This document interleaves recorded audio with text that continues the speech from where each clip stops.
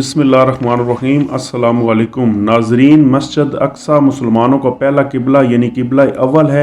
ये फ़लस्तीन के शहर अल-कुद्स में वाक़या है।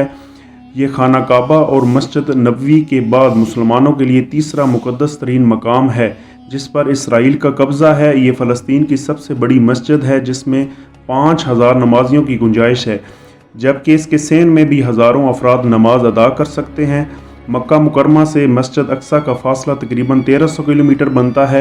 मस्जिद अक्सा का कुल रकबा 40,104 मुरबा मीटर है। मस्जिद अक्सा के कई नाम हैं जैसा कि बैतुल मुक़द्दस, अल कुद्स, अल मस्जिदुल अक्सा और मस्जिद इलिया।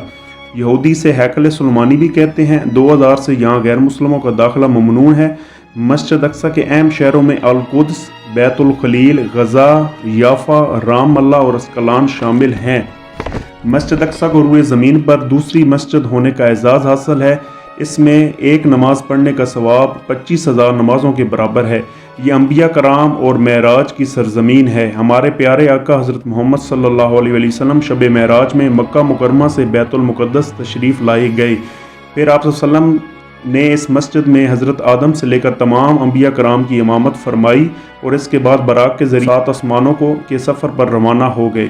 अहादीस के मुताबिक दुनिया भर में 3 सिर्फ मस्जिदों की जानब सफ़र करना बाइस बरकत और इबादत है, जिसमें मस्जिदुल हराम, मस्जिदुल नबवी और मस्जिद अक्सा शामिल हैं।